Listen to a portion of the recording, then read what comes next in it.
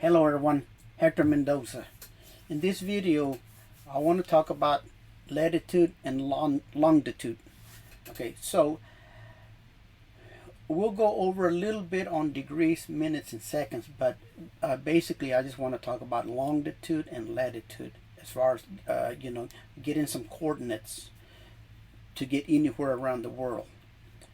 But you do have to understand degrees, minutes, and seconds. But let me see if I can explain this to y'all. I created a presentation to help me explain this. First of all, we have to understand what the North Pole, the South Pole is in relations to your meridians, which are lines that run vertical and horizontal throughout the world. And using your latitude and longitude coordinates, you would be able to pinpoint anywhere in any part of the world. So you have a prime meridian, and then you have the 180th meridian, which is a line that runs from the North Pole to the South Pole. And also, you have the equator, and that's a horizontal line that is in between the North Pole and the South Pole, and that is at 0 latitude. So let's go to Google Earth and let me show you what I'm talking about. So right here is the prime meridian. Okay, so this line that goes from left to right or right to left, however you want to say it, that is your equator. Your prime meridian is this line going from North Pole to the South Pole. Okay, so see, this is your North Pole. Okay, and then you go to the other side of the world, and that's your South Pole.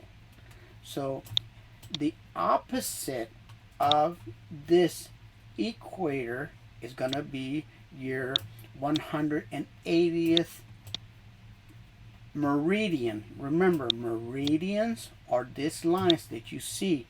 You see right here, they're running horizontal, and then you got some of them that are running vertical.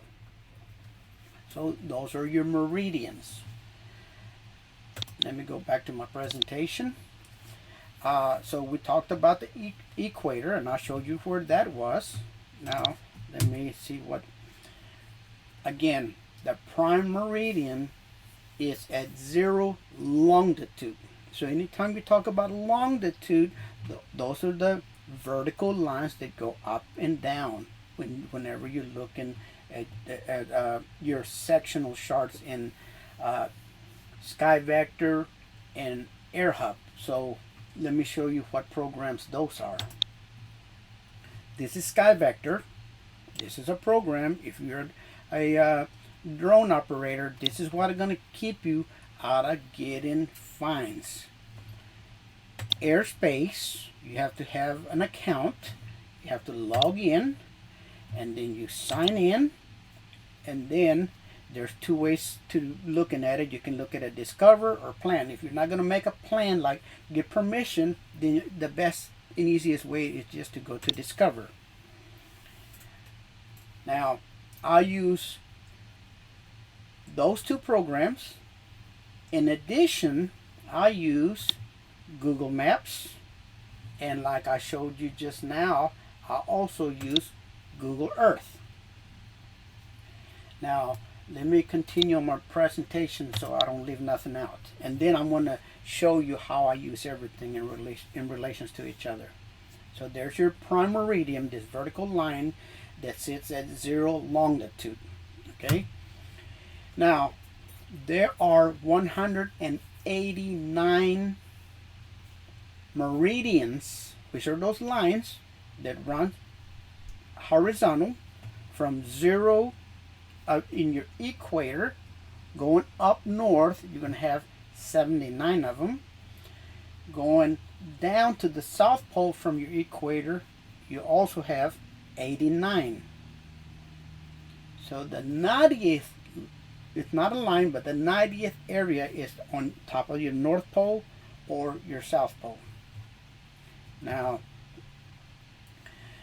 So if you're looking at your prime meridian, which is the line that goes right here on this on the 0 longitude, to the left, or let's say around the world this way, all the way till you get to your 180th meridian, you have 180, right? Equally going to the west, you have 180 meridians. So that turns into 360. So a circle is 360 degrees. Okay, so I think that's basically all. Okay, so if you look, let me go.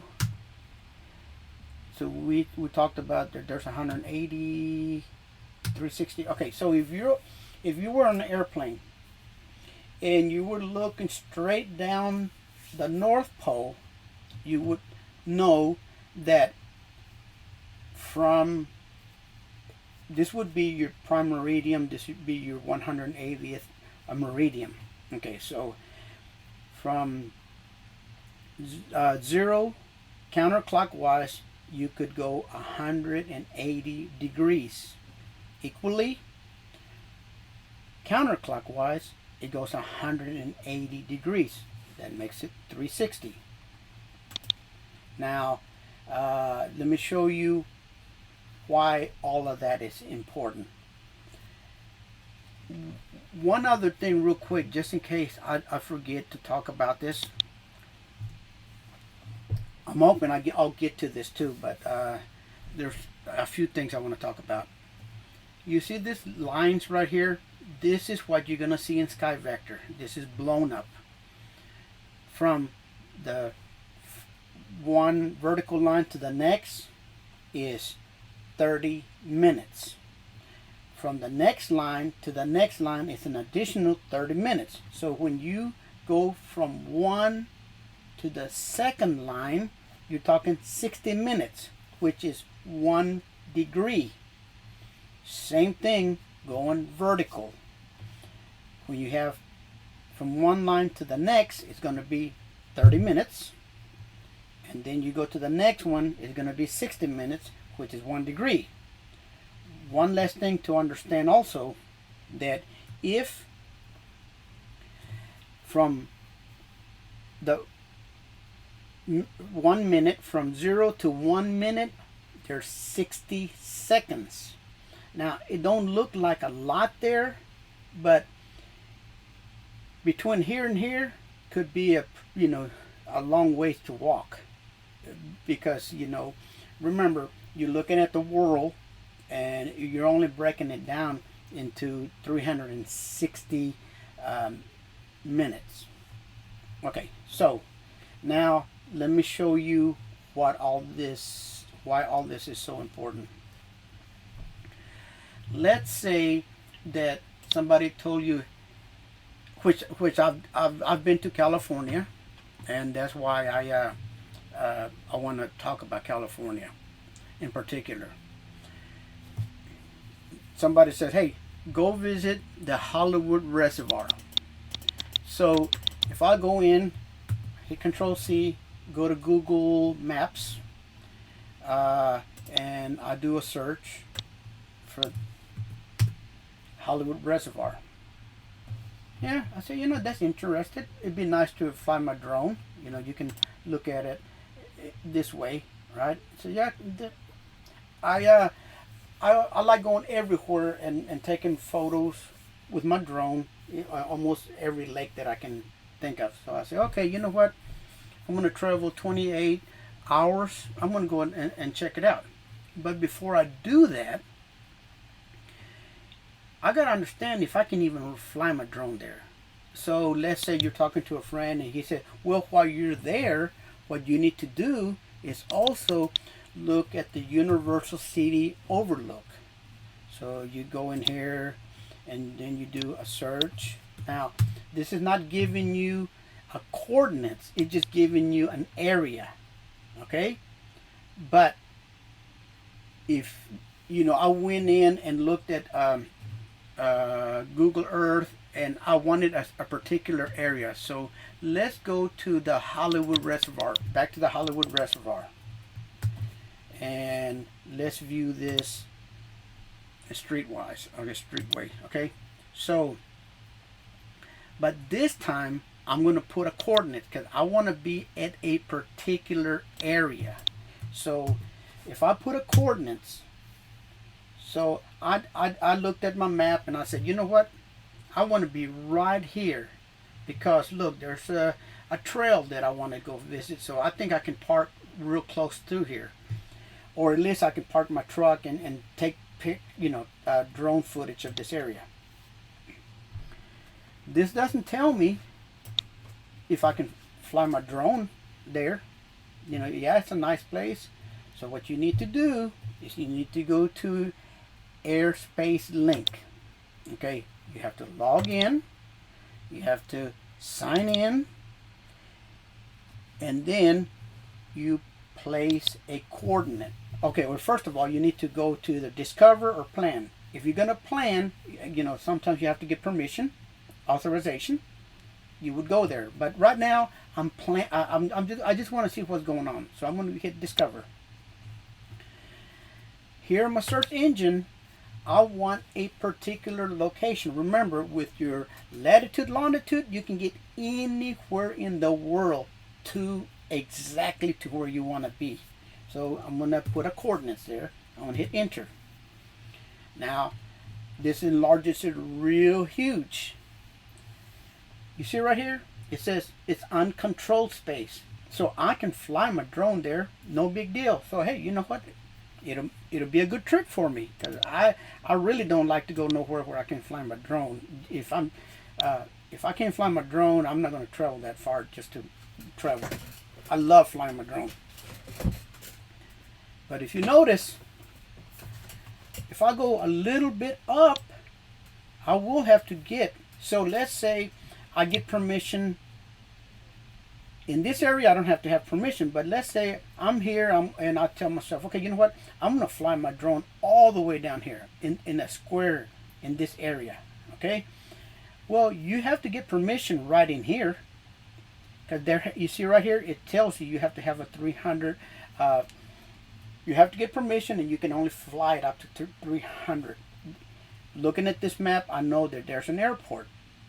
Anytime you see a circle like that, more than likely there's an airport or there's something that's giving you a limit of what you can, how high you can fly your drone. So we're cool there. Now let's go and let's see what's going on the Universal City Overlook. Let's see if I have authorization or if I can fly it there. So I'm gonna hit Control V. Let me see here. 53, no, here, give me a second here.